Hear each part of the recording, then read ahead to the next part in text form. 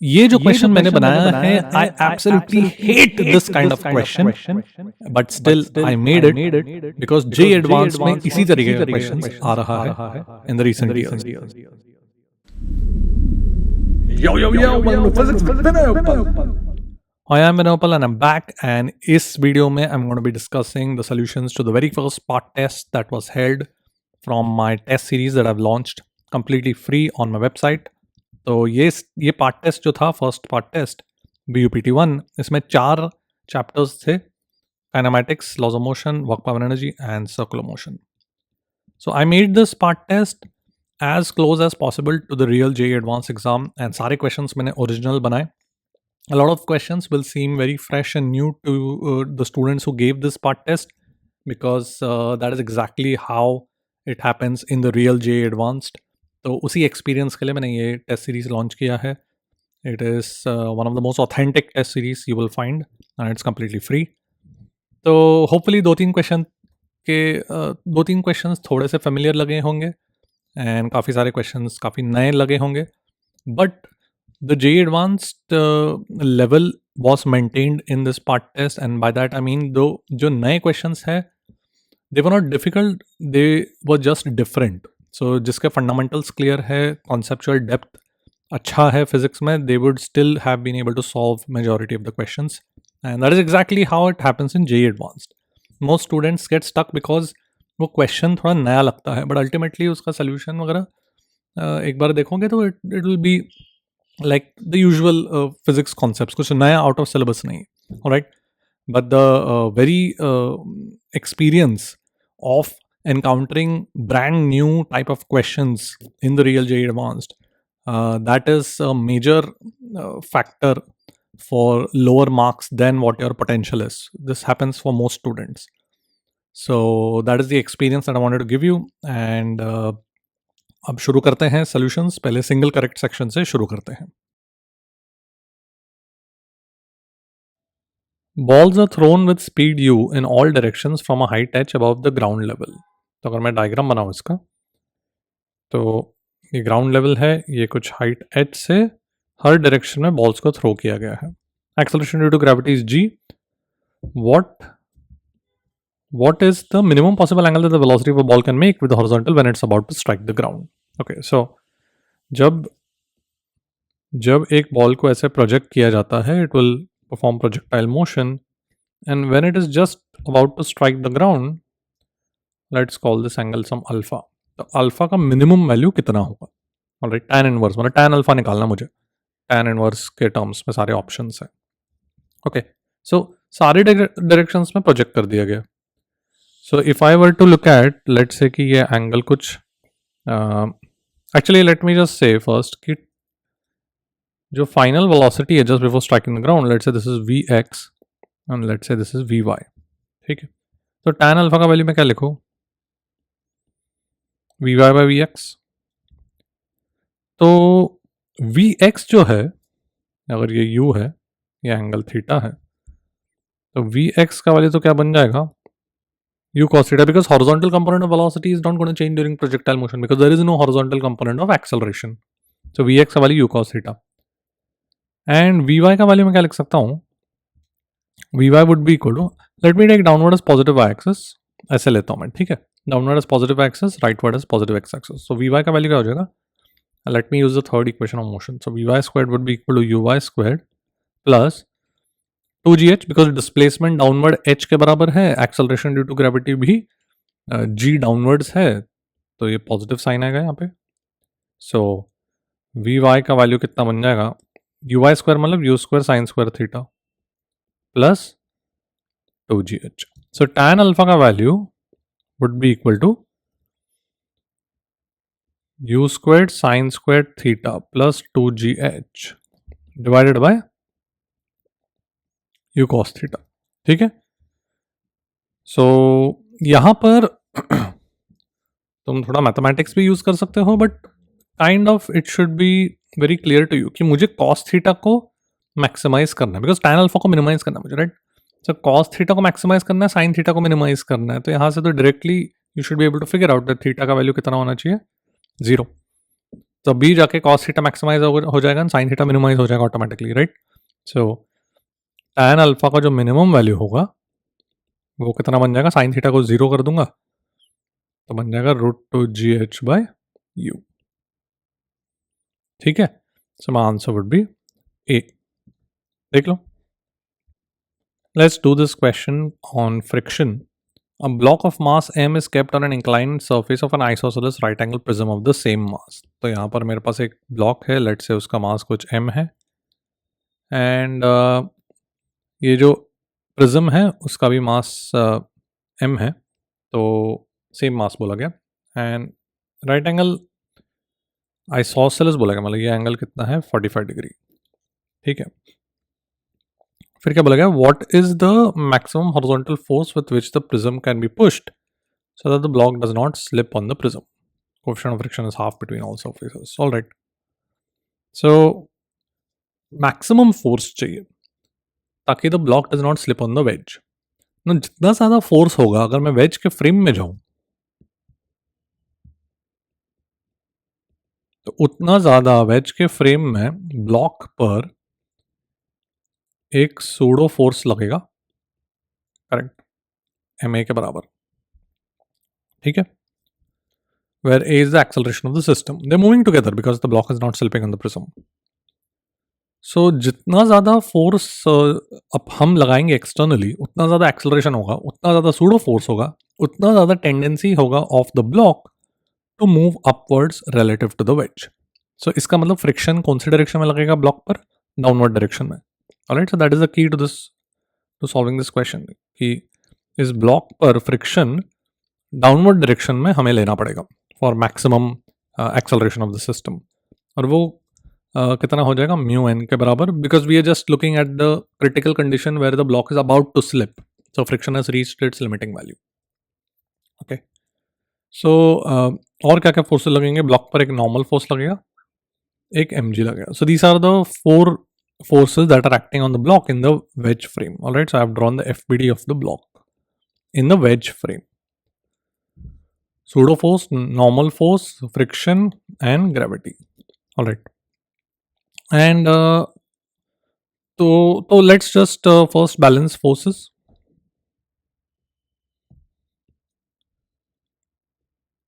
ये मेरा incline surface है, उसके परपेंडिकुलर ड्रॉ कर रहा हूँ मैं। सो this is my normal force, this is my mu n, ये pseudo force and mg।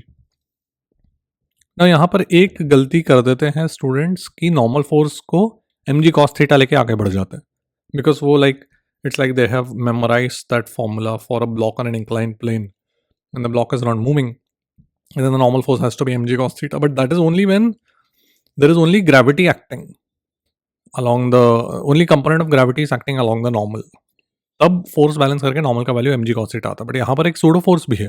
Okay, सो मुझे पता है बहुत सारे स्टूडेंट्स ये मिस्टेक करेंगे जल्दी जल्दी करने में, क्योंकि वो kind of like by heart कर लेते हैं वो, बट ऐसा नहीं है, फंडामेंटल से करना है। यू हैव टू अंडरस्टैंड कि एक सूडो फोर्स भी है यहाँ पर। So if I just balance forces along the normal, ये सारे एंगल्स 45 डिग्री है, ये सारे एंगल 45 डिग्री, राइट?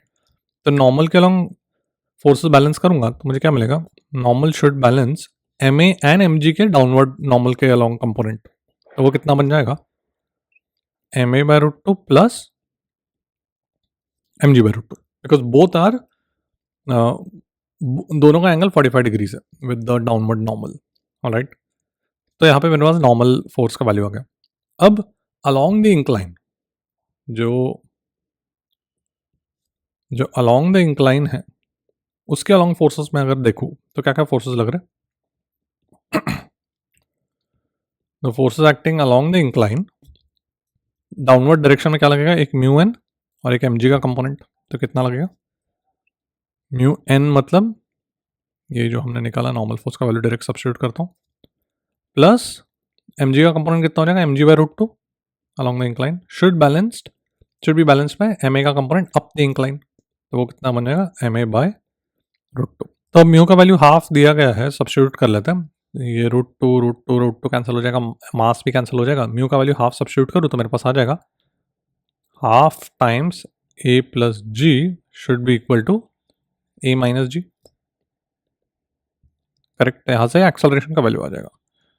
देखो कितना बन जाएगा, a plus ji should be equal to 2a minus 2g। So a का वैल्यू आ जाएगा g by 3, my mistake 3g। ठीक है, सो एक्सेलरेशन का वैल्यू कितना आ गया 3g। ओके, अब मुझे क्या चाहिए, एक्सटर्नल फोर्स चाहिए, राइट। तो अब I can consider the entire system as one body because they are moving together, so I can rate it as 2m पूरे सिस्टम को। The friction and the normal between the block and the wedge now becomes internal. तो forces क्या है, एक F, एक normal by the ground, एक 2mg, right, and एक friction. सो अब normal by the ground 2mg के बराबर हो जाएगा बिकॉज वर्टिकल डायरेक्शन में फोर्स बैलेंस किया। So I will have F minus mu n, so minus mu into 2mg should be equal to, या divide by mass should be equal to acceleration which is 3g। Mu का value क्या है, half, तो ये बन गया mg। 2m को right hand side पे लूंगा तो 6mg, तो फोर्स का वैल्यू कितना हो जाएगा 7mg। That is your answer. So 7 mg force is required or is the maximum force you can apply such that the block doesn't slip on the prism. Okay, देख लो. Let's do this question from circular motion which combines circular motion and projectile motion. क्या बोला गया, a drone performs uniform circular motion of radius r with angular velocity omega at a height r above the ground. So मेरे पास एक drone है जो ऐसे circular motion कर रहा है, ठीक है, एंड उसका जो रेडियस है वो r दिया गया। फिर क्या बोला, it continuously drops sand. The radius of the ring of sand formed on the ground is how much? Assuming that the sand hits the ground and comes to rest instantaneously. और ये सब options दिए गए थे, ठीक है। सो इसमें the concept is, it's not a difficult question, कि the concept is that when sand is dropped, dropping मतलब क्या होता है कि if any object is dropped from a moving vehicle, then the object का initial velocity in the ground frame is equal to the velocity of that vehicle.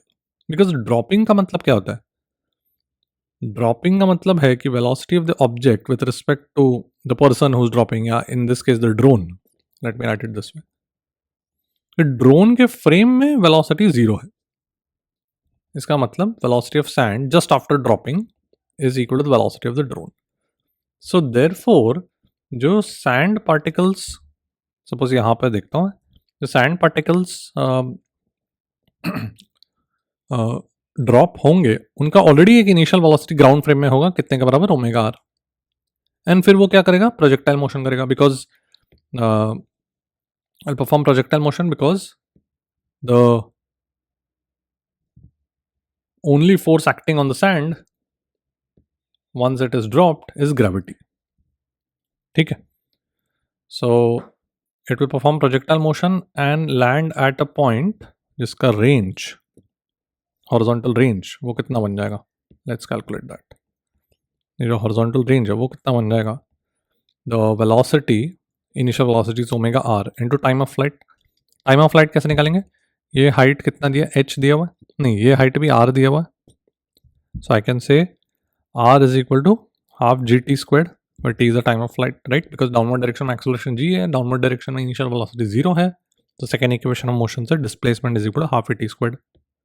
तो यहाँ से time of flight कितना आ जाएगा, √2 r by g। If you remember the formula for horizontal projectile time of flight, then you can use it directly. I've just quickly derived it here. तो ये क्या बन जाएगा, omega R into √2 r by g। ये मेरा range हो गया, but क्या पूछा क्या गया, I want to find the radius of the ring of sand. So what is happening is that ये मेरा ड्रोन है, बट ये जब यहाँ पे गिरेगा तो it will be like a ring of sand, सब जगह गिर रहा है ना। I have just drawn one particular trajectory of the sand particle, but बाकी सब जगह होगा, तो एक सर्कुलर रिंग बनेगा ऑफ सैंड, और उसका रेडियस कितना होगा। सो इस 3D डायग्राम को थोड़ा सा केयरफुली एनालाइज करना पड़ेगा. अगर मैं टॉप व्यू देखूं, ये जो ट्रेजेक्ट्री है ना, late me just erase it and draw it properly, but first let me look at the top view. अगर मैं टॉप व्यू देखूं तो this is the circle of the trajectory of the drone, and the circle of the sand that is formed on the ground is this. So if I look at the sand particle that is dropped here, so this is the top view. Okay, so sand particle कहाँ पे जाके गिरेगा top view में? In the horizontal plane. This is the horizontal plane that I've drawn. Top view वाला horizontal plane. Horizontal plane में तो वो straight line motion है, correct? Vertical direction में वो, मतलब vertical plane में वो parabolic है. बट जो हॉरिजॉन्टल प्लेन में है ऊपर से जो देख रहा हूँ, उसका जो प्रोजेक्शन होगा वो तो ऐसे स्ट्रेट होगा, तो यहाँ पर जाके गिरेगा. ओके, तो जो ट्रेजेक्टरी होगा वो कहीं यहाँ पर ऐसे गिरेगा. Alright, so this is like point A, this is point A. So this is in the vertical plane that I have drawn and this is in the top view. So अब ये ring का radius कितना होगा? ये r है and this is the range that we found of the projectile, and therefore this is my radius small r that I want. So how much is that r? R square would be capital R square plus the range का squared, right? Pythagoras theorem से. So ये बन जाएगा 2 omega square r cube divided by g. Alright, तो ये अगर r square common ले लूँ तो I'll have 1 plus 2 omega square r by g. This is small r square, तो इसका पूरे का square root. Alright, so you should be able to see my answer would be A. Alright, so it's a nice question because you had to visualize the top view here in order to see कि exactly वो कितने दूरी पे गिरेगा from the center. ठीक है, देख लो. Let's look at this 1D problem from kinematics. A particle travels along the x-axis with a velocity equal to root alpha x plus beta I cap, when alpha and beta are positive constants. The particle starts at x equals 0 at t equals 0 and find the average velocity of the time spent t equals 0 to t equal to t naught. Okay, options दिए गए हैं. Now, ये particular question, most students will resort to integration. The first thing that they will do is they will say कि velocity is root of alpha x plus beta and then उसको dx by dt लिख के integrate करेंगे and then position as a function of time निकाल देंगे, फिर displacement as a function of time and then divide by time to get average velocity. Okay, but that is a long method. The quickest way to do this kind of a problem is as soon as you see कि एक linear function है inside a square root, immediately you should recognize it as uniform acceleration. Because just compare it with the third equation of motion for uniform acceleration. यहाँ पे मेरे पास v squared is equal to alpha x plus beta है. Compare it to 2ax plus u squared. u squared plus 2ax से compare कर दिया तो directly दिख रहा है कि acceleration is alpha by 2 and initial velocity is root beta. Correct? जैसे ही linear function inside velocity inside a square root है for velocity, immediately you should recognize it as uniform acceleration motion. Just by comparing it with the third equation of motion, v square equal to u square plus 2x. ठीक है? And यहाँ पे velocity, initial velocity plus minus हो सकता है mathematically U squared, but original question में v is root alpha X plus beta, तो original question में x इक्वल 0 डाल के तुमको वेलोसिटी रूट बीटा मिलेगा, not minus root beta. Alright, so we going to take the positive root. Alright, अब तो हो गया बिकॉज यूनिफॉर्म एक्सेलरेशन के लिए the average velocity, I am using this symbol for average velocity, is nothing but initial plus final by 2. This you should realize and you should know that this expression, that initial plus final by 2 is the average velocity, is only and only for uniform acceleration motion. कहीं और variable acceleration वाले में नहीं use करना. कोई variable acceleration motion आया तो फिर जो एवरेज वेलोसिटी है उसको कैलकुलेट करने के लिए बेसिक से करना पड़ेगा, and by that I mean displacement divided by time. But यहाँ पर we can just directly use this and now it's very simple because I can just use my first equation of motion, u plus at लिख सकता हूँ, and therefore this becomes u plus at by 2. ठीक है, and we want the time span from 0 to t naught, तो ये u plus at naught by 2 बन जाएगा. हो गया अभी क्या है, अगर मैं वेक्टर फॉर्म में लिखूँ तो this is i cap and i cap, तो the average velocity vector is going to be alpha by 4 t naught plus root beta, ठीक है, ए टी नॉट बाय 2 मतलब alpha by 4 t naught and initial velocity is root beta i cap. Alright, so my answer is going to be D. देख लो.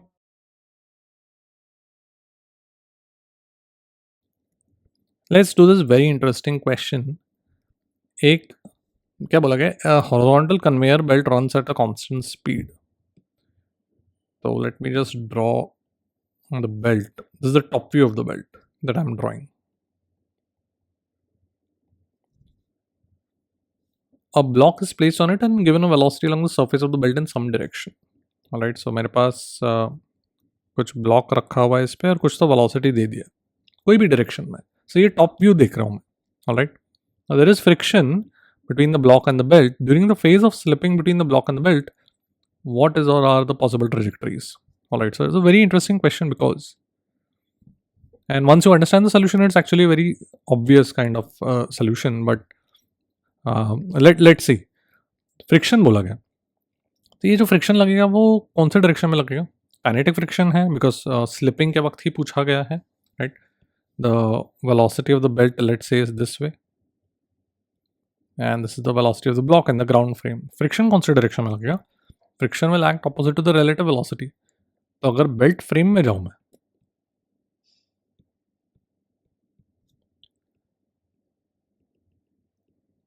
Belt के frame में जाऊं तो उसमें जो वेलोसिटी ऑफ ब्लॉक आएगा वो कौन से डायरेक्शन में होगा? This is velocity of block in ground frame, this is the velocity of the belt, negative velocity of the belt, correct? तो कुछ लेट से ऐसे डायरेक्शन हो सकता है. जस्ट मैं डायग्राम बना रहा हूँ. Of course the actual direction will depend on the values, the magnitudes of and the angle. So this vector, let me just draw it, let me just use blue. So this vector is the velocity of block with respect to belt. So friction कौन सी direction में लगेगा? The friction will act in this direction, the kinetic friction. ठीक है. Now अगर मैं belt के frame में जा रहा हूं, I am still in the belt frame, okay. Belt के फ्रेम में मोशन कैसा होगा? ब्लॉक का जो वेलोसिटी है वो इस तरीके से है. This is velocity of block with respect to belt and friction ऐसे लग रहा है, काइनेटिक फ्रिक्शन, करेक्ट? तो क्या मोशन करेगा? स्ट्रेट लाइन मोशन करेगा because friction is exactly opposite to the velocity. So in the belt frame the trajectory of the block is going to be a straight line motion. But we don't want the trajectory in the belt frame. We want the trajectory as seen by a stationary observer on the ground. But why am I talking about the trajectory in the belt frame? Because as long as the block is traveling in a straight line, the friction ka direction is fixed. In the belt frame, as long as the block is traveling in a straight line, the friction direction is fixed. Now, friction is a force. Force does not depend on the frame of reference. So even in the ground frame, going back to the ground frame, the friction is still going to act in this direction throughout the motion where slipping is occurring. So ground frame में भी friction का direction fix हो गया. इसका मतलब acceleration का direction fix हो गया. And friction का value of course mu mg एक constant value है. So this is uniform acceleration motion. The acceleration का magnitude is fixed. The direction is also fixed in this direction. Now, if I just tell you, forget this question, and I just tell you कि एक particle है, उसका velocity कुछ दे दिया गया है, उसका acceleration कुछ इस direction में है, constant acceleration है, और initial velocity ऐसे launch किया गया है, तो motion कैसा होगा? तुम क्या बोलोगे? motion कैसा होगा? Projectile motion की तरह ही होगा, parabolic होगा, right? We know कि when uniform acceleration is happening, when the particle is undergoing experiencing uniform acceleration, if the velocity is at some angle to the acceleration, the motion is going to be parabolic. The trajectory is going to be parabolic. We know that from projectile motion, right? So that is the answer here. In general, the motion is going to be parabola. If the velocity of the block in the ground frame and friction were along the same line, if they were opposite to each other, then हो सकता है straight line motion हो. वो वाला case कब होगा? That is the simplest case where the block is projected, where the block is simply projected along the line of the velocity of belt. ठीक है, तो मतलब अगर बेल्ट राइट में जा रहा है एंड ब्लॉक को तुमने लेफ्ट में प्रोजेक्ट किया, ऑफ कोर्स फ्रिक्शन राइट में लगेगा, तो वो तो स्ट्रेट लाइन मोशन होगा. Okay, so that is the straight line case, and in general when velocity of the block is some angle to the friction, then it is going to be parabola. All right, so options दिए गए थे question में, and चारों option में से दो option थे, एक straight line. Let me right the final answer. So my answer is straight line और parabolic. Alright, so it's a very nice question जहाँ पे you had to figure out the fact that friction का direction constant रहेगा, but we had to go in the belt frame to figure that out. But once we figured that out, then you can use the fact that of course friction एक force है, तो frame of reference पे depend नहीं करता, तो ground frame में भी उसका direction fix होगा, तो acceleration vector constant हो गया, and thus we arrive at the parabolic trajectory in general. Okay, देख लो. Let's look at this 1D kinematics question. A particle travels along the x-axis with acceleration given by alpha t minus beta I cap, where alpha is 2 value दिया है, beta is 3 दिया है, ठीक है, and t is the time in seconds. The particle starts with velocity 2 I cap at t equal to 0. At what time is the particle speeding down? Okay, and options दिए गए हैं. Okay, so सबसे पहले तो speeding down का मतलब क्या है? Most students will make the mistake of thinking that speeding down मतलब acceleration negative. This is not correct. Speeding down का मतलब है कि acceleration and velocity at least one dimension में must be in opposite direction. अगर velocity negative x-axis के along है and acceleration positive x-axis के along है, तो भी of course speed कम होगा, right? So acceleration negative is not what we want. In general, the dot product must be negative. Correct. 3 dimension में अगर velocity ऐसे है एंड एक्सेलरेशन कुछ ऐसे है, देन एक्सेलरेशन का component along velocity will be opposite to velocity. The component of acceleration which is this along velocity is opposite to velocity, that means the speed will decrease. ठीक है, ये याद रखना है हमें. सो 1 डायमेंशन में of course the angle will be 180 degree, so of course dot product will be 0. So I need velocity as a function of time. Okay, तो acceleration कितना है? 2t minus 3. तो इसको इंटीग्रेट करता हूँ, एक्सेलरेशन को dv by dt लिख के dt को राइट हैंड साइड पे लेता हूँ एंड इंटीग्रेट करता हूँ. t इक्वल टू 0 पे वेलोसिटी कितना दिया? 2. जनरल t पे वेलोसिटी v, तो ये बन जाएगा v minus 2, and left hand side पे कितना बन जाएगा? 2t माइनस 3 का स्क्वायर्ड. या late me just integrate it individually. So t squared minus 3t from 0 से t, right? So v should be equal to t squared minus 3t plus 2. तो इसको मैं लिख सकता हूँ t minus 1 into t minus 2, right? Now the product of this velocity and acceleration must be negative. ठीक है, so मुझे क्या चाहिए? I need t minus 1 into t minus 2. This should be negative. ठीक है, ये मेरा acceleration है. All right, so let me just write it as t minus 1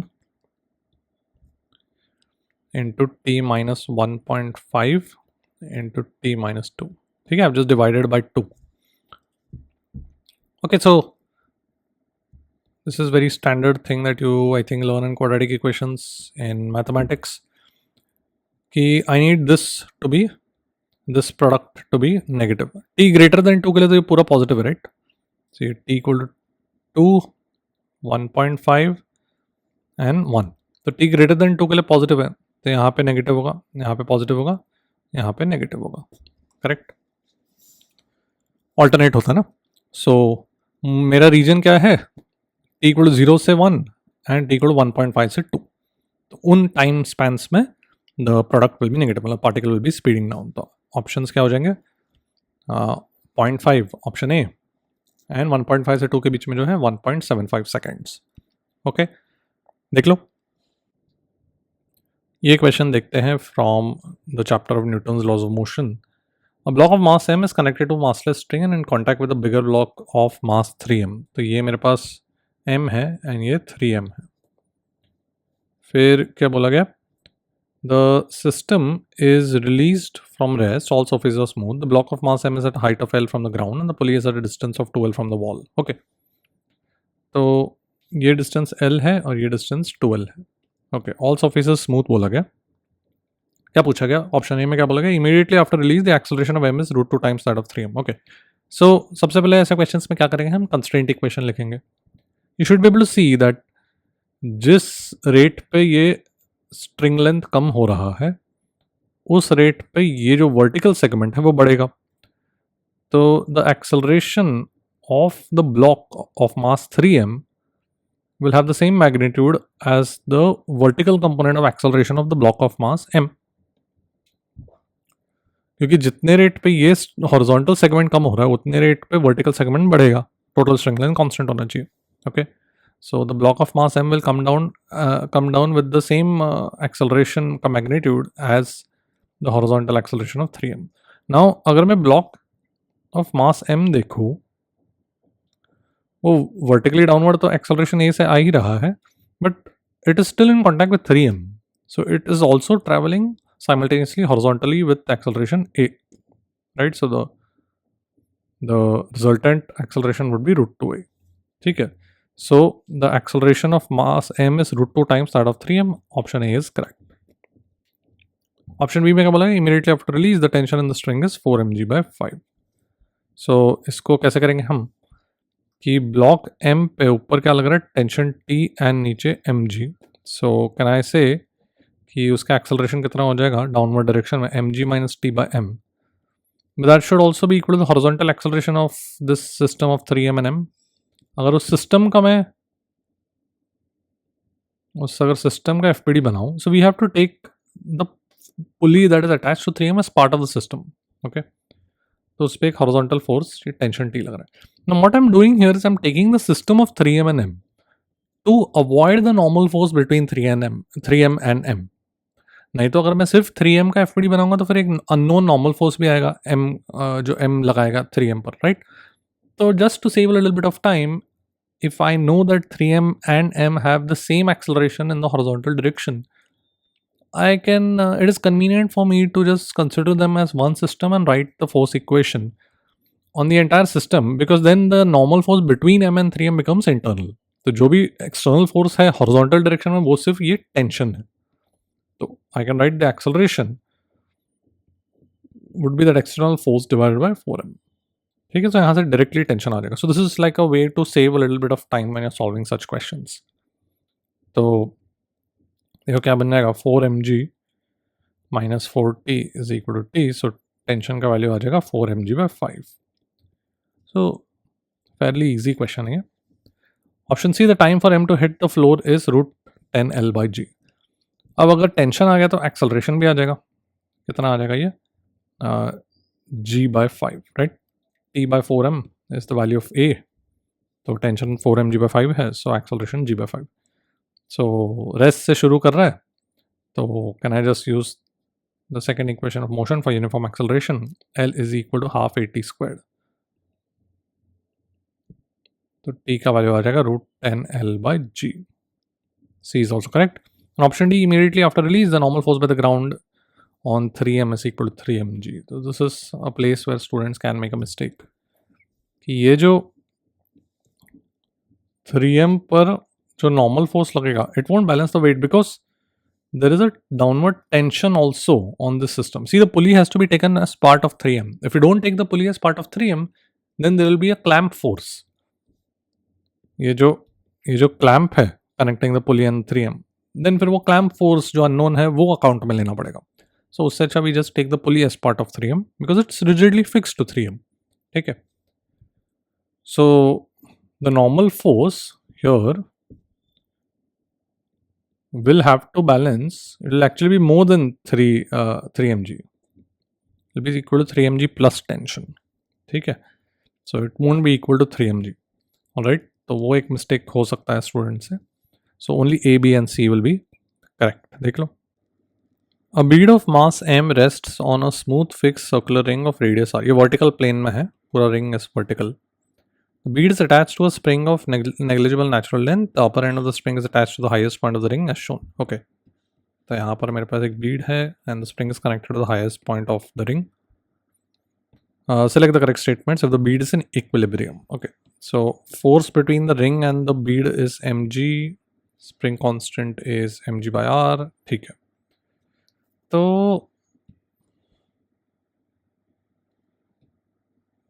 अगर मैं FBD बनाऊं बीड का, तो एक तो kx फोर्स लगेगा पर x is this entire length because spring का नेचुरल लेंथ नेग्लिजिबल है. ठीक है. फिर एक नॉर्मल फोर्स लगेगा एंड एक mg लगेगा. ठीक है. नाउ अगर ये एंगल थीटा बोलूं, ये भी एंगल थीटा बोलूं, तो कैन यू सी कि this angle will also be theta.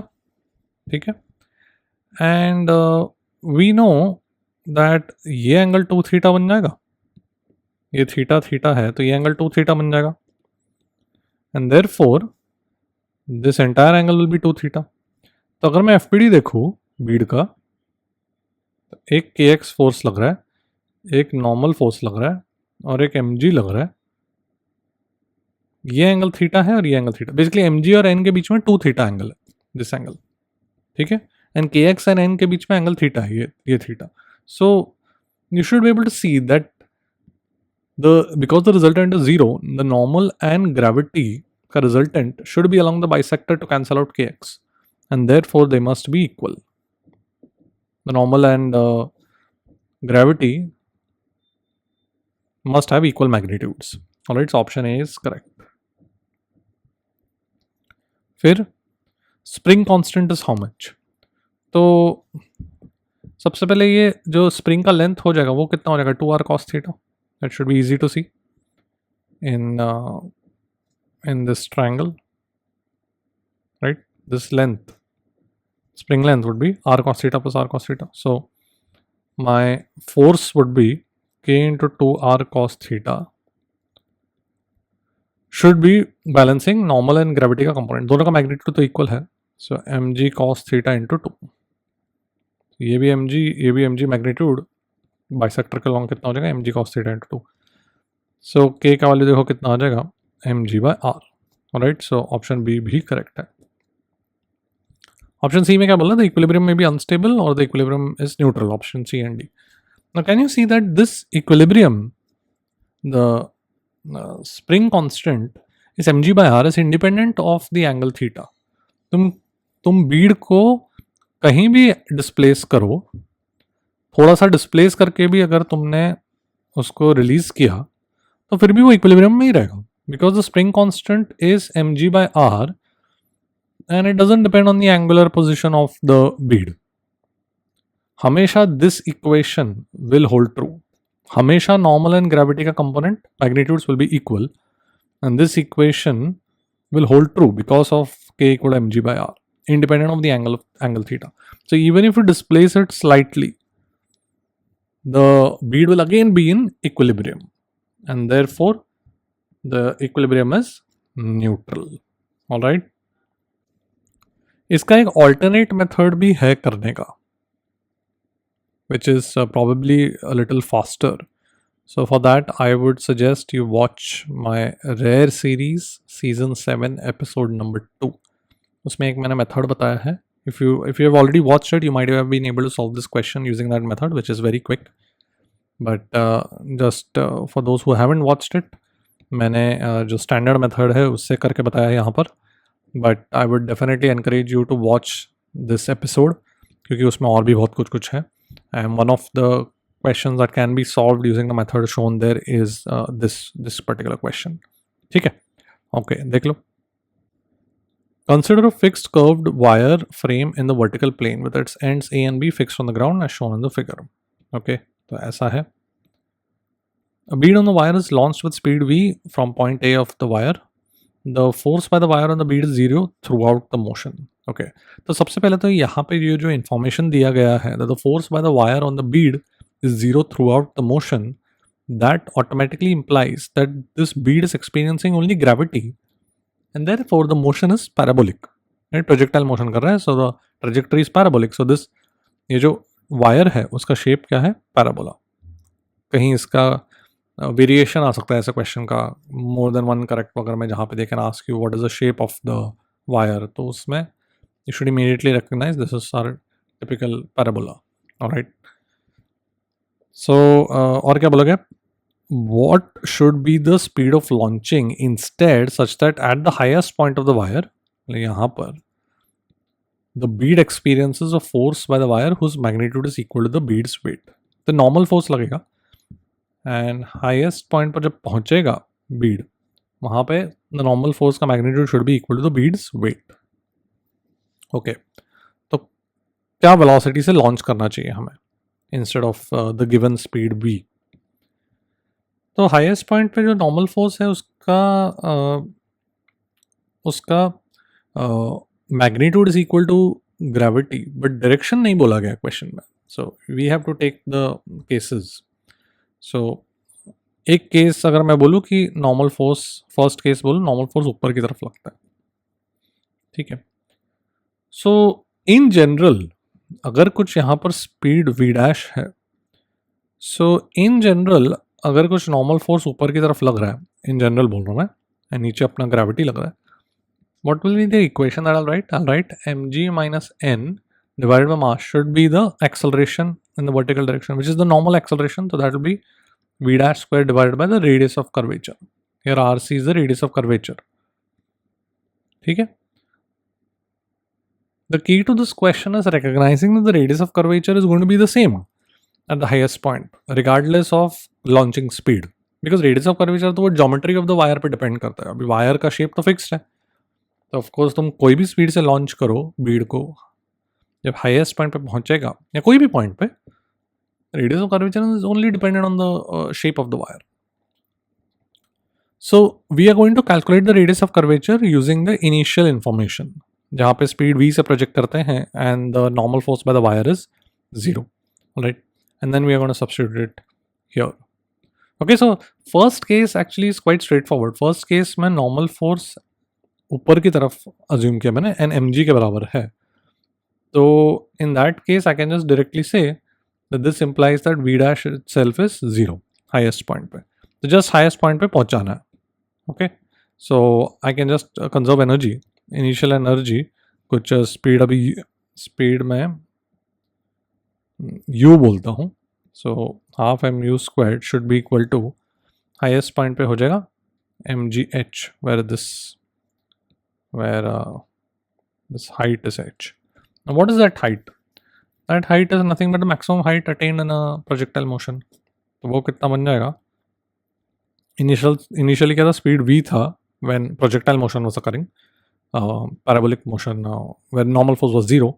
So v square sin square 45 degree दिया गया divided by 2g, correct? ये बन जाएगा v square by 4g, right? तो यहाँ पे देखो क्या बन रहा है, half mu squared should be equal to mg into v squared by 4g. So u squared should be equal to v square by 2. तो u is v by root 2. तो एक ऑप्शन तो मेरे पास आ गया, option B. Alright, okay. Now the second possibility is that the normal force acts in the downward direction. So if the normal force is acting in the downward direction, then मेरा equation क्या होगा? Case 2 बोलता हूँ, this was case 1. तो वो क्या बन जाएगा? n plus mg divided by mass should be the normal acceleration v dash square by v dash is the speed at the highest point. अब बोला गया कि n का magnitude is mg. So basically मेरे पास आ जाएगा v dash square is 2GRC. Okay, now I'll need the value of the radius of curvature at the highest point. So when the projectile motion was occurring initially, when the normal force was entirely zero, highest point पे what was the radius of curvature? highest point पे speed कितना होगा? v cos 45. Original case की बात कर रहा हूँ मैं, जहाँ पे नॉर्मल फोर्स हमेशा जीरो था. तो हॉरिजॉन्टल कंपोनेंट ऑफ फोर्स तो चेंज नहीं होगा, सिर्फ ग्रेविटी लग रहा था. Horizontal component of velocity sorry change नहीं होगा बिकॉज सिर्फ ग्रेविटी लग रहा था. सो हाईएस्ट पॉइंट पे वेलोसिटी कितना हो जाएगा? v/√2. v से लॉन्च किया गया. एंड एक्सेलरेशन कितना है? g. So radius of curvature कितना हो जाएगा? v² divided by g. So this is my radius of curvature at the highest point. अब यहाँ पे सब्स्टिट्यूट करते हैं तो v dash स्क्वायर कितना आ जाएगा? 2g into v² by 2g. तो v dash का वैल्यू कितना बन गया? v. Alright. So highest point पे speed should be v. Now a पर कितना स्पीड होगा? एनर्जी कंजर्वेशन कर सकते हैं. So again half m u squared, where u is the speed at a now, should be equal to mgh plus half m v dash square, right? So हो गया. u square should be equal to 2gh, h is v square by 4g plus v dash का value v. ठीक है, तो ये बन जाएगा 3v square by 2 and therefore u का value should be equal to √3 by 2v. Alright, so option A is also correct. Okay, so these are the two launching speeds for which the normal force at the highest point will have magnitude mg. One in the one in the vertically upward direction and second case में vertically downward direction. Okay, so this was a very good question because multiple concepts involved थे. Radius of curvature identify करना था, फिर identify करना था कि यहाँ पे नॉर्मल फोर्स का मैग्नीट्यूड इक्वल टू वेट है, मतलब दो पॉसिबल डायरेक्शंस हमें खुद डिड्यूस करना था वो. Okay, so these are the very type of question that will come in JEE Advanced, and most students will get a negative mark by doing something else, or maybe they'll miss out on one case. Alright, so ऐसे थोड़े से carefully जो question करने होते हैं वैसे type के JEE Advanced में ज़्यादा आ रहे हैं in the last few years. Alright, देख लो. Let's look at this very interesting question that I've come up with. A man is jogging at a constant velocity of 2 meters per second to the right. So, a person is jogging with 2 meters per second. A ball of mass 1 kg hangs by a vertical massless inelastic string of length 40 centimeters. The man strikes the ball with a stick at t equal to 0 and imparts it a horizontal velocity of 2 meters per second to the right and continues jogging with the same constant velocity. So, person उसको strike करता है and gives it a velocity of 2 meters per second and continues himself to jog with the same velocity 2 meters per second. ठीक है. The ball reaches its highest point in its trajectory for the first time at time t equal to t0. तो ऐसा कुछ motion होगा, कहीं वो पहुंचेगा. We have to check कि ये स्ट्रिंग लेंथ दिया है ना, तो we have to check कि वो हॉरिजॉन्टल के ऊपर जाएगा, स्लैक होगा, पूरा सर्कल कंप्लीट करेगा क्या, कि हॉरिजॉन्टल के नीचे ही कहीं रुक के ऑसिलेट करेगा, वो देखना पड़ेगा. So क्वेश्चन में पूछा क्या गया? What is the magnitude of the work done by the string on the fixed support P? ये जो fixed support है उस पर कितना वर्क किया है स्ट्रिंग ने from t equal to 0 to t0 as observed by the man. Alright, so वो पर्सन के फ्रेम में स्ट्रिंग ने इस सपोर्ट पे कितना वर्क किया है. Alright, so I really enjoyed making this question because इसमें थोड़ा सा conceptual डेप्थ टेस्ट करेगा स्टूडेंट का कि if they have understood the actual fundamentals. So there are two ways to do this and I'll show both methods, but the first thing, the common thing to both methods is to check कि कितने height तक जाएगा या कहाँ what is the highest point in the trajectory of the ball. तो speed कितना दिया? 2 meters per second, right? If I just calculate √2gl, which is the speed given to a ball such that the string just becomes horizontal, right? That is the minimum speed given as √2gl. So let's just check that value and let's see if it is lesser or more than 2 meters per second. तो ये कितना बन जाएगा? √2. G का value तो नहीं दिया गया है, but you can take it as 10 or 9.8. We just want an estimate, right? Even if we take it as 9.8, doesn't matter. √2gl, L मतलब कितना दिया? 40 सेंटीमीटर, मतलब 0.4 मीटर. ऑलराइट, तो ये बन जाएगा 2 meter per second. So of course this is greater than the initial speed given to the ball, which is 2 meter per second. So the string is not going to become horizontal. It will just stop momentarily here and ऐसे oscillate करेगा. Alright, ये हमने establish कर दिया. Okay, let me call this 2 meter per second as u. Alright, बाद में substitute करता हूँ value. So 2 methods मैंने बोला. Method 1 is कि in the man frame, I write down the fact that the work done by tension is 0. The total work done by tension is always 0. मतलब क्या कि किसी पर्सन के फ्रेम में, man के फ्रेम में, ये सपोर्ट जो P है वो लेफ्ट में जाएगा with a constant speed u. Correct. So tension किस किस पे वर्क करेगा? ये पॉइंट P पे वर्क करेगा एंड बॉल पे वर्क करेगा. So I can say work done by tension on P plus work done by tension on the ball should be 0. ठीक है. तो work done by tension on P is negative of work done by tension on ball. तो मुझे चाहिए what is the work done by tension on the ball in the person frame. ना man के frame में ही ball पे work energy theorem लिखता हूं मैं. सो work done by tension on the ball plus work done by gravity on the ball. ये सब किस फ्रेम में लिख रहा हूँ? मैन के फ्रेम में. Should be equal to change in kinetic energy.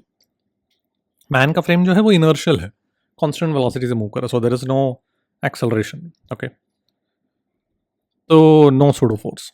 So work done by tension on the ball plus work done by gravity on the ball is change in kinetic energy. Now kinetic energy क्या हो रहा है?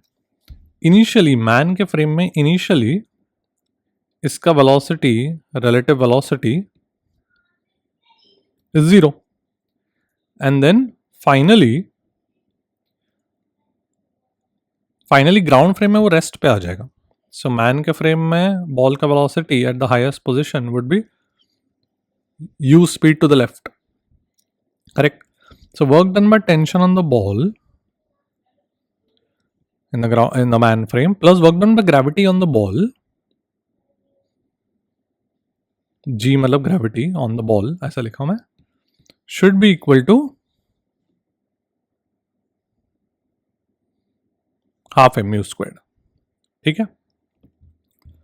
Because finally man के frame में ball का velocity कितना है? u to the left. And initially man के फ्रेम में बॉल का वेलोसिटी कितना है? 0. ठीक है. नाउ मुझे चाहिए क्या था? Work done by tension on the support P. उसके बाद मुझे चाहिए था work done by tension on the ball in the man frame. Now if I can get work done by gravity on the ball in the man frame, then I can get this and then I can substitute it here and get this. Okay?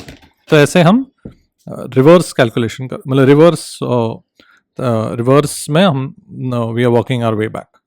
तो अब work done by gravity on the ball कैसे निकालूं मैं? Man frame and ground frame में work done by gravity on ball same ही रहेगा, because ball का जो वर्टिकल डिस्प्लेसमेंट है वो सेम ही है ग्राउंड फ्रेम में एंड मैन फ्रेम में, क्योंकि मैन का तो कोई वर्टिकल डिस्प्लेसमेंट है नहीं.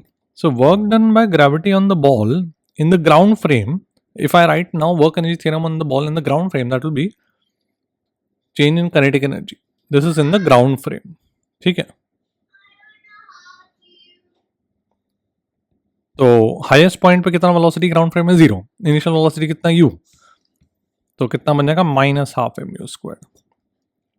ये जो ग्राउंड फ्रेम में हमने ग्रेविटी का वर्क निकाला बॉल पर, वही ग्रेविटी का वर्क होगा बॉल पर इन the man frame. So therefore if I substitute this here, I will get work done by tension on the ball is -mu square. ठीक है. Sorry, +mu square. Alright. And therefore substitute here, I'll get work done by tension on support P in the frame of the man is -mu squared. तो ये कितना बन जाएगा? मास 1 दिया है and u is 2 metre per second, तो ये बन जाएगा -4 जूल. मैग्नीट्यूड पूछा गया ना, so my answer would be 4. ठीक है. So very nice question. This is method 1. Alright, but it's a very nice question. Let me just show you method 2, which can be a little faster perhaps. Let me just go to the next page. Method 2 की बात करता हूँ. सो method 2 में ये point P कितने velocity से जा रहा है, U से जा रहा है, तो इन्फिनिटेसिमल टाइम में उसका डिस्प्लेसमेंट हो जाएगा u d t to the left, correct, and tension ऐसे लग रहा है, तो वर्क डन में टेंशन ऑन P हम डायरेक्टली कैलकुलेट करेंगे, कितना बन जाएगा,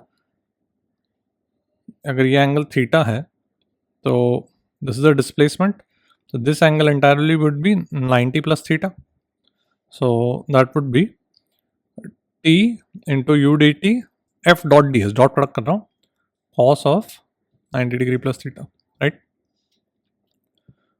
ये एंगल थीटा वर्टिकल से, तो ये बन जाएगा minus T U d T sine theta, इसको इंटीग्रेट करना है, तो u तो कांस्टेंट है,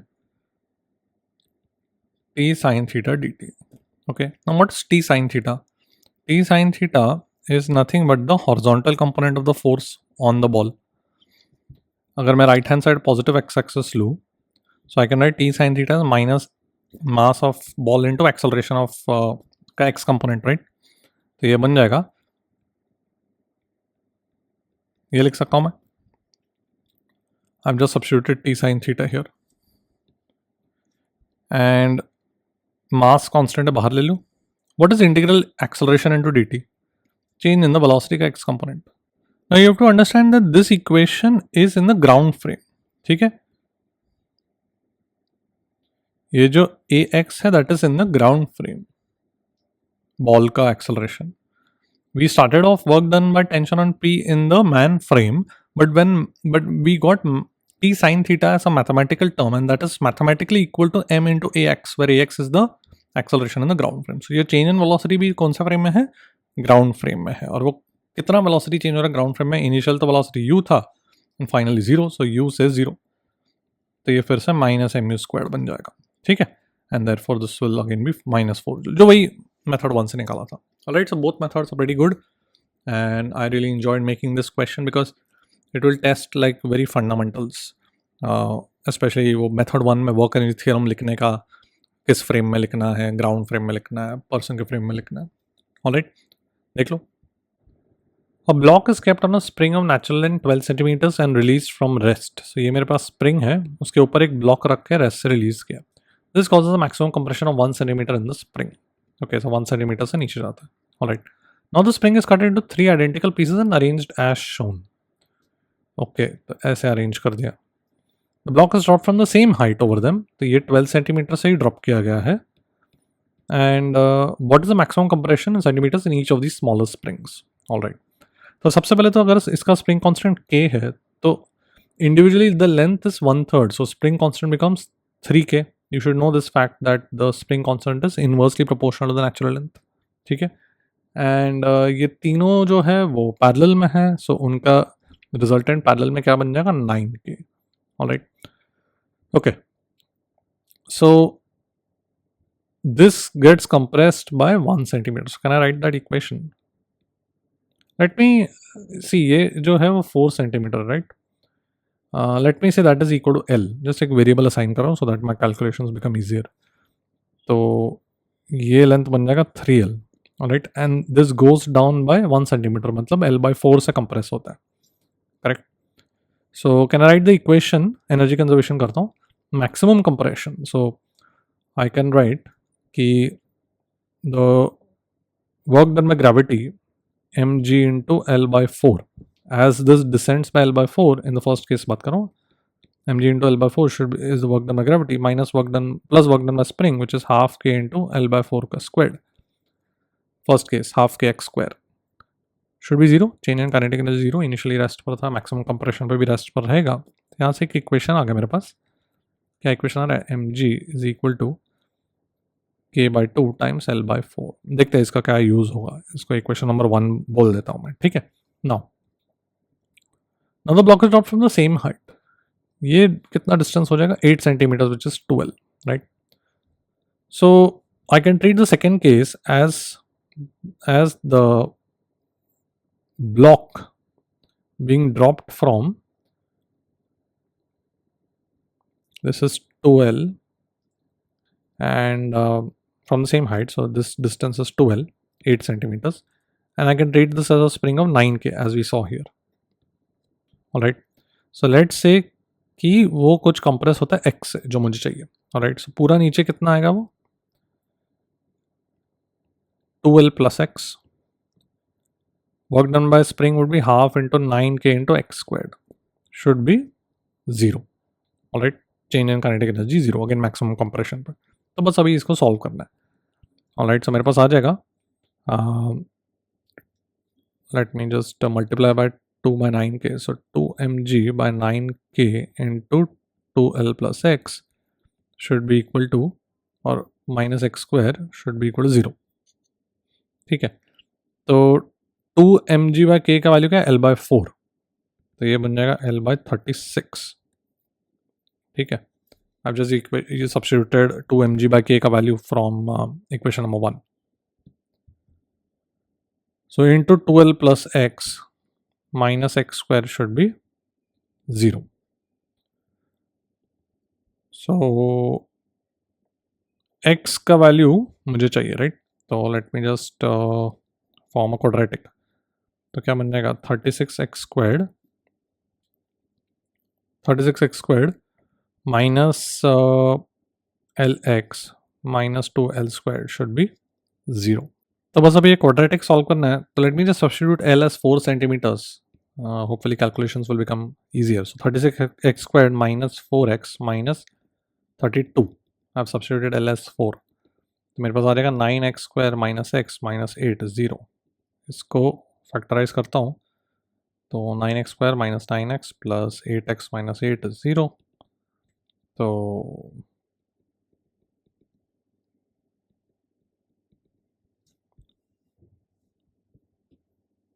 यहाँ पे एक x. ठीक है, so you should be able to see कि x का वैल्यू इज 1. दूसरा जो रूट है वो नेगेटिव है तो वो रिजेक्ट कर देंगे. Alright, so 1 centimeter. So my answer is 1 centimeter. Alright, so it's a very nice question because it's not very difficult. 2 bar energy conservation नहीं करना, बट बस थोड़ा सा ध्यान रखना वो स्प्रिंग कॉन्स्टेंट्स वगैरह कैसे होंगे. ऑलराइट, एंड कैलकुलेशंस केयरफुली करना, कोई मिस्टेक नहीं होना चाहिए. देख लो. Let's look at this nice question from work per energy chapter. A block of mass 2 kg on a rough ground is connected to a horizontal spring of force constant 100 Newton per meter. Coefficient of friction between block and ground is 0.5. ठीक है, spring constant k है, यहाँ पे coefficient of friction 0.5 है. The block is then horizontally displaced such that the spring gets extended by 63 centimetres. तो इसको 63 centimetre से extend करके छोड़ दिया. What is the magnitude of the final displacement of the block measured from its release point. अच्छा, so ये जो block है, सपोज यहाँ पे मेरा नेचुरल लेंथ है, उसको NL बोल रहा हूँ मैं, नेचुरल लेंथ को ऑफ द स्प्रिंग. तो उस ब्लॉक को 63 सेंटीमीटर्स डिस्प्लेस करके छोड़ दिया गया.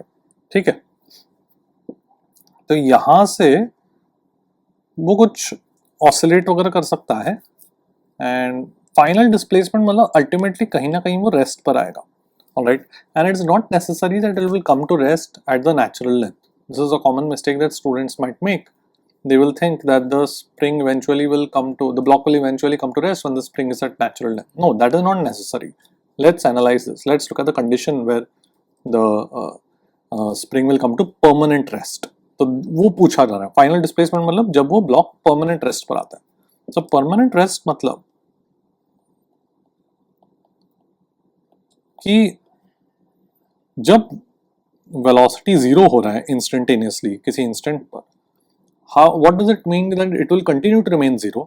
इसका मतलब कि उस इंस्टेंट पे the condition is that the spring force is not able to overcome the friction का maximum value.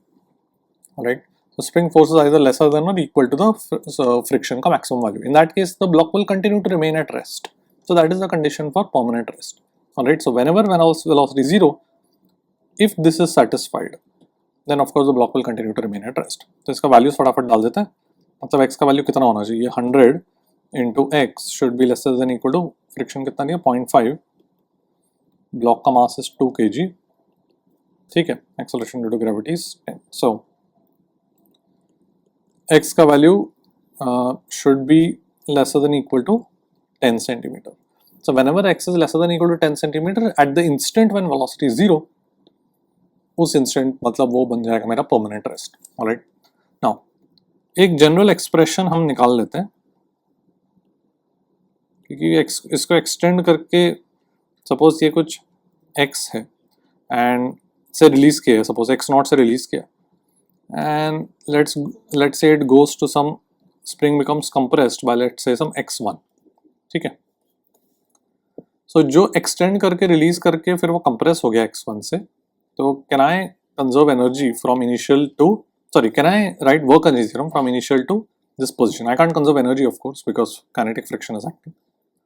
तो क्या करूँ मैं, यहाँ पे भी velocity 0 है and यहाँ पे भी velocity 0 है, तो I want to find the maximum, I want to find the compression in terms of the extension. Alright, so can I say work done by spring plus work done by friction should be changed in kinetic energy which is 0, initial भी 0, final भी 0.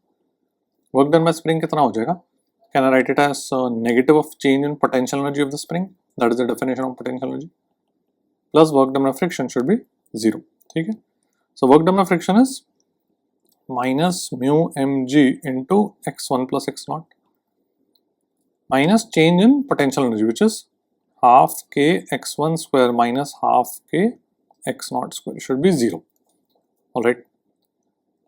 तो यहाँ से equation देखो क्या बनना है मेरे पास, I am getting mu m g times x1 plus x0 should be equal to half k x0 square minus x1 square, right.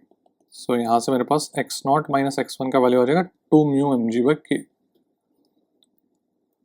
Okay, mu m g by k का वैल्यू यहाँ से मुझे मिल गया था 10 centimetre, so 2 mu m g by k क्या बन जाएगा 20 centimetre. Alright, सो ये कांस्टेंट वैल्यू बन रहा है, इसका मतलब कि if you extend the block by some x0, if you extend the spring by x0 then it will get compressed and that compression will be lesser than the extension by how much, a constant value 20 centimetre. तो अब बहुत simple है, तो हमारे पास ये natural length है, पहले ये 63 सेंटीमीटर पे था, अब वो कहाँ पे जाएगा 43 सेंटीमीटर पे, because it will decrease by 20 centimetre. Same thing will happen when it gets extended again. The extension, same equation हम लिखेंगे, so extension will now be 43 minus 20, कहाँ तक जाएगा 23 सेंटीमीटर। अब फिर से 23 सेंटीमीटर पे, see we are all of this 43, 63, 20 are all instants where velocities just become 0, but they are all greater than 10, so they are not permanent rest, ठीक है। तभी फिर से वो compress होगा, 23 minus 20 कितना बन जाएगा 3 सेंटीमीटर। So ultimately block यहाँ पर आएगा where the spring is compressed by 3 centimeters. All right, but now 3 centimeters lesser than 10 centimeter, and 3 centimeters lesser than 10 centimeter मतलब that becomes the position of permanent rest. So ultimately total displacement, it started here 63 to the right of the natural length and it ended up 3 to the left of the natural length. तो total कितना displace हुआ 66. So my answer is 66 centimeters. Alright. So it's a very nice question where we had to first figure out the condition for permanent rest and then just quickly check कि कैसे कैसे extension से compression होगा. These are all positions of instantaneous velocity being 0. 43 centimeter compression पे instantaneous velocity 0 है, but because it is greater than 10, it will again accelerate to the right. फिर 23 पे instantaneous velocity 0 है, but it is greater than 10, तो वापस left में जाएगा, but फिर 3 सेंटीमीटर कंप्रेशन पे और मूव नहीं कर पाएगा। ओके, देख लो। अब ये 2 ब्लॉक क्वेश्चन करते हैं। क्या बोला गया है, what is the minimum force in newtons that can be applied to 3 kg to slip on 1 kg। So मेरे पास ये 3 kg ब्लॉक है, ये 1 kg ब्लॉक है, and I want to find the minimum force. Notice that the force is at some angle to the horizontal, it's not horizontal. इसका मतलब, and the angle is not specified, so it's like what we generally do in a single block situation. ये एक standard result या standard type of concept है कि कोई external force act कर रहा है on a block and I want to find the minimum force to pull it. तो we are free to choose the angle at which it acts, ठीक है। So we express this minimum force in as a function of theta and then we minimise it. So that is exactly what we are going to do here as well. वही same चीज़ है, बस यहाँ पे 2 block है, but the reasoning is the same. सो क्या बोलोगे? Coefficient of friction between 1 kg and 3 kg is 1/3. So mu का वैल्यू यहाँ पे 1/3 है and ground is smooth and g का वैल्यू 10 दिया गया. Okay, so let's see. सबसे पहले तो अगर मुझे स्लिप कराना है 3 kg on 1 kg, मतलब if I want to cause slipping, then the friction between them is going to be equal to mu n, right? So अगर मैं 3 kg का FPD बनाऊँ तो ऊपर n लगेगा. Now this normal force is not 30 newtons, alright? Don't make that mistake. I'm sure many students will make that mistake when solving this question. Just blindly take normal as 30 newton, but because of this vertical component of the external force, of course normal is not going to be 30 newton. ठीक है, नीचे एक 30 Newton force लगेगा and ये एक force F लग रहा है. Let's say angle with the horizontal is theta and एक म्यू एन लगेगा. ठीक है, because the block is 3 kg and 1 kg के बीच में just on the verge of slipping है, so friction will reach its maximum value. Now 3 kg is not going to be, it's not going to be in equilibrium because there's no friction on the ground. This entire system is going to be accelerating. ठीक है, so उसका acceleration कितना बन जाएगा पूरे system का? f cos theta, ये angle अगर थीटा है, डिवाइडेड बाय 4 kg, राइट? तो ये मेरा एक्सेलरेशन हो गया. ठीक है, तो वही अब हम इस पे लगाएंगे, वही एक्सेलरेशन 3 kg का होगा. Alright, because they are not slipping, they are just about to slip, ऐसा बोलेंगे हम. So they will still have the same acceleration. So अब मैं इक्वेशन क्या लिखूँ? वर्टिकल डायरेक्शन में फोर्स बैलेंस करता हूँ 3 kg पर, तो मेरे पास आ जाएगा n plus F sine theta should be 30 Newton. मतलब n का वैल्यू जो बन जाएगा वो हो जाएगा 30 minus F sine theta. And horizontal direction में लिख सकता हूँ F cos theta minus mu n, which is 30 plus f sin theta, 30 minus f sin theta should be equal to ma. So 3 into acceleration को मैंने f cos theta by 4 लिख लिया. Okay, so f cos theta minus mu n is the net horizontal force to the right on 3 kg should be 3 kg into the acceleration. Okay, so now I express f in terms of theta. Then I minimize it. हो गया. That's the key. This is exactly the same process we do for a single block system on the ground जब मैं minimum force निकालता हूँ. So that is why understanding the derivation is also important, because जैसे single block के लिए final result, okay, you can remember it, that's good, but then you have to apply it here. So you need to know how that was derived in the first place. So ऐसे type के questions advanced can definitely ask. तो ये क्या बन गया मेरा? देखो, mu का वैल्यू क्या दिया? 1/3 दिया ना, तो सब्स्टिट्यूट कर ही लेते हैं. So I have 4f cos theta. Let me just multiply by 12. ठीक है, तो अगर मैं if I just multiply by 12 this entire equation just to remove the denominators, तो मेरे पास आ जाएगा 12f cos theta minus 9f cos theta. I've just taken this to the left hand side. Minus 120. 30 by 3 is 10 into 12 is 120. And plus 4f sin theta should be 0, right? तो मेरे पास आ जाएगा 3f cos theta plus 4f sin theta should be 120. So f is 3 cos theta plus 4 sin theta. Okay, very simple now. ये basic trigonometry है, calculus बोल दो, trigonometry. I am sure trigonometry में तो पता ही है कि 3 cos theta plus 4 sin theta का जो मिनिमम वैल्यू होगा वो क्या बन जाएगा? √3 square plus 4 square, correct? Sorry, maximum value. तो डिनोमिनेटर का maximum value is this. Okay, मतलब which is basically 5. So force का minimum value would be 120 by 5, which is 24 newtons. Okay, so my answer is 24. So it's a nice question because it is testing whether you actually understand the derivation for the minimum force. Even if it's for a single block, it's very easily applied for a 2 block system यहाँ पर. बाकी 2 block system का कुछ ऐसा एकदम खास कुछ deep concept तो नहीं है यहाँ पर. It is this question is design to test whether you remember the और you understand where that minimum force formula result comes from. ठीक है, देख लो. An external force maintains the velocity of a curved smooth wedge to be a constant 3 metre per second in the horizontal direction. तो ये मेरे पास wedge है जो constant 3 metre per second से travel कर रहा है. Initially a small ball of mass 2 kg is kept at a height of 0.2 meters above point A of the wedge. तो ये जो point A है wedge के उसके ऊपर 0.2 meters पे एक ball रखा हुआ है and it is moving together with the wedge. So it's at rest relative to the wedge before being released. So साथ में move कर रहा है पूरा system of the ball and the wedge. The surface of the wedge is horizontal at A, okay, and all surfaces are frictionless. So ground be frictionless, ground be frictionless. What is the work done by the external in joules after the ball time it comes down to A? ठीक है, take acceleration to be 10 meter per second squared. Okay, so सबसे पहले तो can I just directly write that the external work by the force जो मुझे चाहिए ये W external बोलता हूँ should be equal to or rather sorry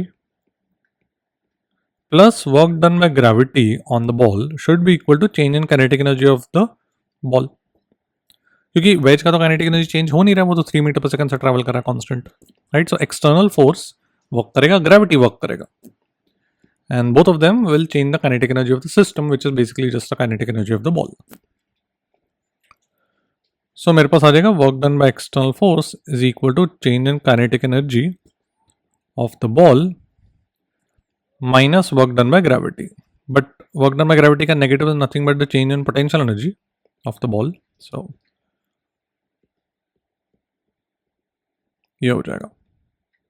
ठीक है, we could have just written it directly also that external work done is the change in the mechanical energy. Okay, so potential energy of the ball का change कितना हुआ है वो तो simple है. That is nothing but mgh which is कितना मास दिया 2 kg negative because वो नीचे आ रहा है 2 into 10 into 0.2 meters is the height. ठीक है, तो ये बन जाएगा -4 joules, राइट. अब what is the change in kinetic energy of the ball. Now this is a good part. तो इनिशियली उसका काइनेटिक एनर्जी सब ग्राउंड फ्रेम में है. सो इनिशियली काइनेटिक एनर्जी कितना है उसका, ये the ball is travelling with 3 metre per second also initially, right. But finally when it comes here what is the speed that we need that in the ground frame. What is the speed. सो मैं क्या करूँगा, ground frame में अगर मैं सिर्फ ball पे work done देखूँ तो उस पर तो नॉर्मल फोर्स भी वर्क कर रहा है by the wedge. So I want to avoid that. Instead, what I'll do is I'll go in the frame of the wedge. Wedge is an inertial frame because constant velocity से जा रहा है. So wedge के frame में normal force का work done zero हो जाएगा because हमेशा normal will be perpendicular to the displacement of the ball in the wedge frame. पर wedge के frame में I can write work done by gravity should be equal to change in kinetic energy of the ball with respect to wedge. Correct. अब work done by gravity कितना है 4 joules, right, जो हमने already निकाला. ये change in potential energy -4 है तो work done by gravity 4 है. Change in kinetic energy of the ball with respect to wedge मतलब क्या, अगर जब वो बॉल नीचे आता है उसका कुछ स्पीड अगर मैं बोलूँ v relative to the wedge उसका स्पीड v रिलेटिव है एट पॉइंट ए, तो वो बन जाएगा ½ m v रिलेटिव स्क्वायर. क्योंकि इनिशियली वेज के फ्रेम में तो बॉल रेस्ट पर था, तो बोला गया क्वेश्चन में. So यहाँ से I can find the speed of the ball relative to the wedge when it comes at point A. ठीक है, तो ये कितना बन जाएगा, v relative बन जाएगा 4 into 2 divided by mass is mass. तो ये 4 बन जाएगा, तो v relative स्क्वायर 4 बन गया. तो v relative का जो वैल्यू है वो बन जाएगा 2 मीटर पर सेकेंड. ठीक है, ओके.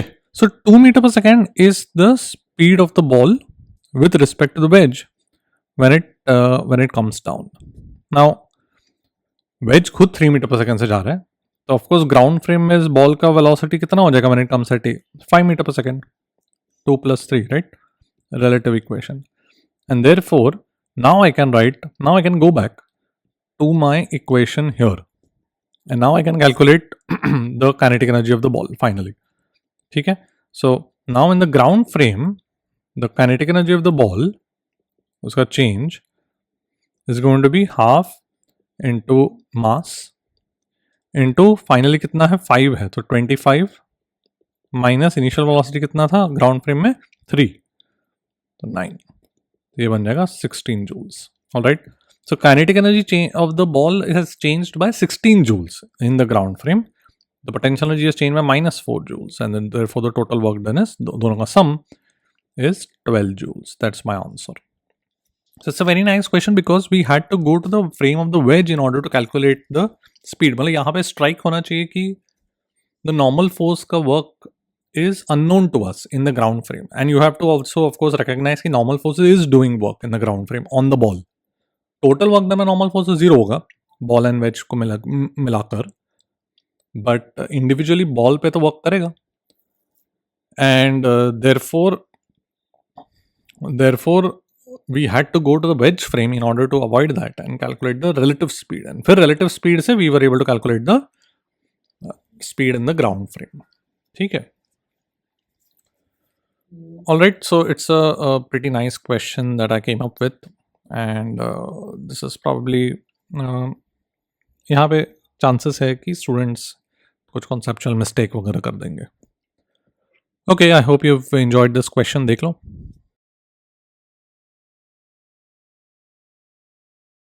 ये जो क्वेश्चन मैंने बनाया है, I absolutely hate this kind of question, but still I made it because J advanced में इसी तरीके का क्वेश्चन आ रहा है in the recent years. What do I mean by this type of question that I hate but I still had to make it?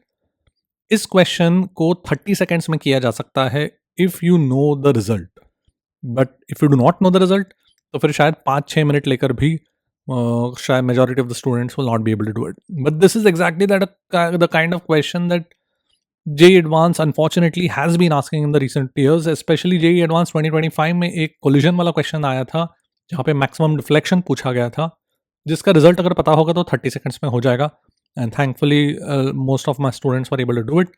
But the students who were not lucky enough to have encountered that particular result in their coaching, in their studies, they would have spent 5-6 minutes और फिर भी शायद नहीं हुआ होगा.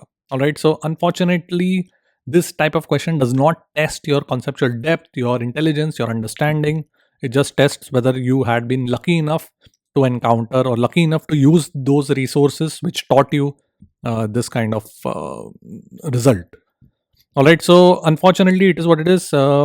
इसलिए even though I do not like this kind of question which only tests तुम कितने lucky थे in encountering the right coaching or the right resources, I do not like it, but because we are preparing for the JEE Advanced exam, तो उसी को simulate करने के लिए मैंने ये particular question on purpose डाला है. Let's take a look. A particle is initially at the bottom of a fixed vertical circular hoop of radius 2 meters and centered at the origin as shown. ठीक है, तो मेरे पास एक particle है यहाँ पर. It is initially given a horizontal velocity such that it loses contact with the hoop at x0, y0, and it lands back on the inner surface at minus x0, y0. So क्या होने वाला है, ये ऐसे जा रहा है, कहीं तो normal force 0 होगा. So this is a typical example of an unconstrained vertical circular motion, and let's say कि कहीं यहाँ पर जाके normal force 0 हो जाएगा. उसके बाद the motion will be projectile motion, parabolic motion, right? And let's say इसका कोऑर्डिनेट क्या बोला गया, x0, y0, and then वो प्रोजेक्टाइल मोशन कुछ करेगा, एंड क्वेश्चन में बोला it lands back on the hoop at minus x0, y0. तो डायमेट्रिकली ऑपोजिट पॉइंट पर वो लैंड कर रहा है. ठीक है, सो what is the value of x0 and y0? सो कहाँ कोऑर्डिनेट्स पूछा गया, कहाँ पर वो नॉर्मल फोर्स 0 होगा. Okay, now the shortcut method to this is, in general, ये ऐसे पार्टिकल को कुछ वेलोसिटी दिया गया है, it has to be of course more than root 2 gr, otherwise वो हॉरिजॉन्टल के ऊपर ही नहीं जाएगा. हॉरिजॉन्टल के ऊपर तो जाना पड़ेगा. to have a chance of losing contact. And of course, the initial velocity at the bottom has to be lesser than root 5 gr. नहीं तो वो full circle करेगा without ever losing contact. So suppose the contact is lost at theta angle from the vertical, and then it of course performs projectile motion, and it lands back, let's say here, where the angle with the lower vertical is alpha. So there is a neat result for alpha and theta. Alpha is equal to pi minus 3 theta. ये I would suggest तुम याद रखो. पता नहीं कब आ जाए JEE advance में. ऑलराइट, पीपल डिडंट एक्सपेक्ट कि वो कोलिजन वाला क्वेश्चन का रिजल्ट डायरेक्टली एक्सपेक्ट करेंगे JEE advance to know, for the students to know, but they did ask it in 2025, so who knows this may come in your JEE advanced. Alright, तो अब बहुत straightforward हो गया question solved basically. Once you know this expression, which all my students obviously know this expression because I teach it in my courses, but this is for everybody. Once you know this expression, the question is solved immediately because alpha यहाँ पर and theta equal है. So alpha equal to theta रखो because ये diametrically opposite है. So theta equal to pi minus 3 theta, मतलब theta equal to क्या, pi by 4, 45 degrees हो गया. So x naught is equal to r by root 2, y naught is also equal to r by root 2. तो मतलब x naught y naught क्या हो गए,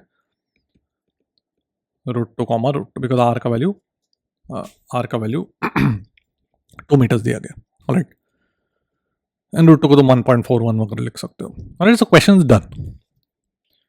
Now if you're not familiar with this expression, अच्छा, where does this expression come from? तो I would suggest you watch my season 1.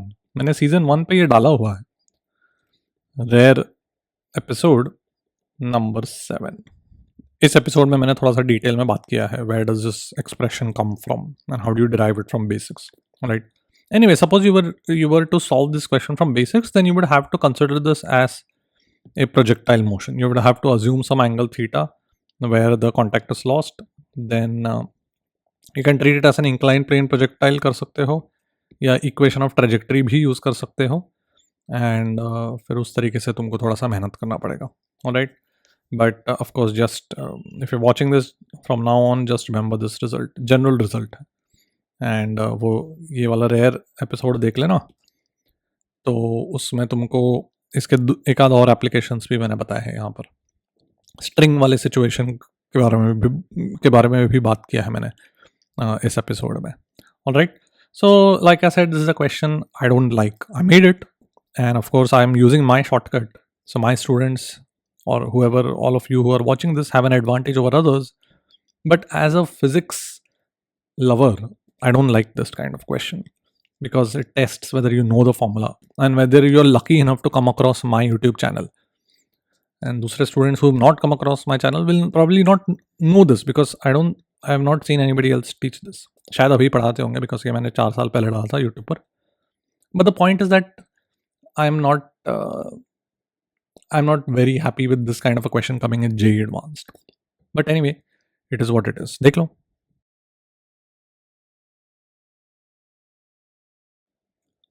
Let's do this passage. A ball is launched from a height of 7.2 meters above the ground level with a speed of 5 meters per second. Okay, let me just draw the diagram. कुछ 7.2 meters height से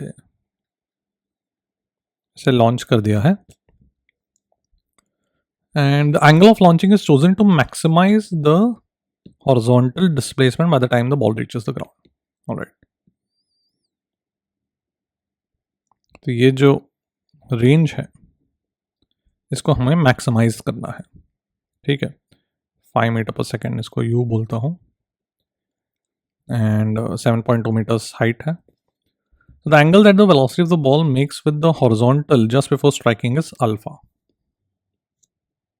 तो ये angle alpha है. And क्या पूछा गया है, the value of first question पूछ रहे हैं the value of cot alpha, and second is the maximum horizontal displacement achieved. Okay, so इसमें सबसे पहले तो ये जो रेंज है इसका एक मैक्सिमम रेंज का फॉर्मूला आता है, या जनरल रेंज का ही फॉर्मूला मैं बता देता हूँ. हॉरिजॉन्टल रेंज का formula in general where if you know the velocity and the final velocity vector is actually u cross v का magnitude divided by g. So I don't know if you know this, you should. And मैंने इस पे काफ़ी सारे videos डाले हैं मेरे YouTube channel पर, so hopefully you already know this.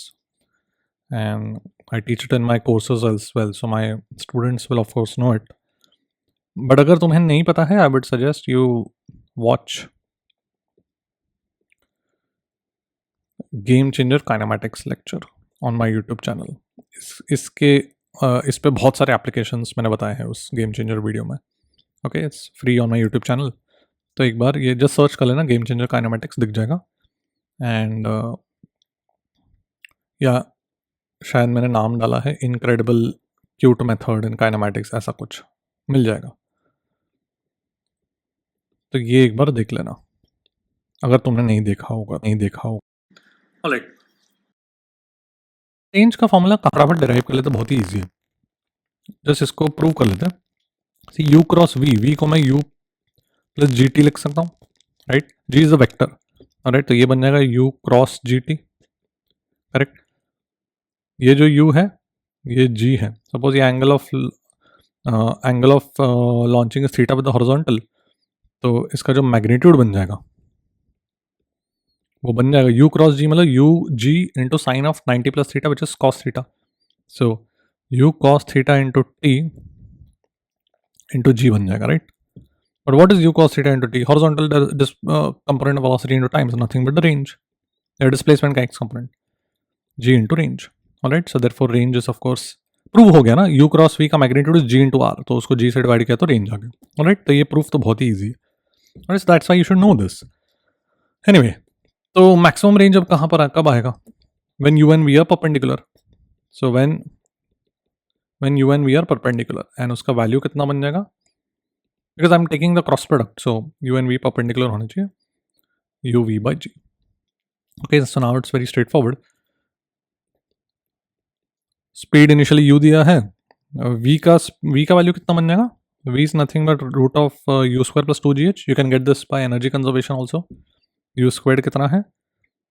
25 plus 2 into 10 plus h is कितना? 7.2. ठीक है, तो देखो ये कितना बन जाएगा? 2 into 72 144 plus 25 169, तो ये 13 मीटर पर सेकेंड बन जाएगा. ठीक है, so 5 into 13 divide by g is 10, तो हो गया. This is 6.5 metres. So my range का answer is 6.5. And angle of striking cot alpha, because u and v are perpendicular to each other. तो and I know कि ये 90 minus alpha बोलता हूँ. I know कि horizontal component velocity must be equal, right, must be constant. So I can से 5 cos of 90 minus alpha मतलब 5 sin alpha should be equal to 13 cos alpha. तो यहाँ से डायरेक्ट आ जाएगा cot alpha 5 by 13 मतलब 0.38 up to 2 decimal places. Alright, so my answer for cot alpha would be 0.38. ठीक है, so it's a nice question provided you know the expression, the general expression for range for an oblique projectile. देख लो. So this was the first part test. हमारा syllabus kinematics से circular motion and work per energy तक था. So I hope you enjoyed. I think इस test में 4 to 5 थोड़े से tough problems चले थे. Tough in the sense थोड़े से हटके होंगे. This is my opinion कि not exactly tough but rather different to what you may have encountered generally, and that is what I try and do in this test series. And थोड़े तो hopefully होंगे, 2-3 जो familiar type के problems होंगे, but generally I've tried to keep problems as unique as possible because JEE Advanced में भी वही experience होगा तुम्हारा. Alright, and in the recent years JEE Advanced Physics especially में थोड़े से ऐसे टाइप के problems आ रहे हैं, and 2026 में तो काफ़ी लेंदी टाइप का पेपर था एंड काफ़ी सारे ऐसे क्वेश्चन थे थोड़े से हटके थे. Alright, so I hope you enjoyed this part test 1. मेरा बस एक ही रिक्वेस्ट है तुम्हारे से कि ये सब कुछ मैं फ्री में कर रहा हूँ, and I hope you have an idea of how much effort goes into making every question, every every question का LaTeX code, diagram, solution, proof reading सब मैं ही अकेले करता हूँ. सो मेरा बस एक ही रिक्वेस्ट है तुम्हारे लिए, you please share this test series and my channel with as many people as you can, and that will be helpful for me in the long run. All right, so I hope to see you guys next part test as well, and of course, as always, I will see you at the top.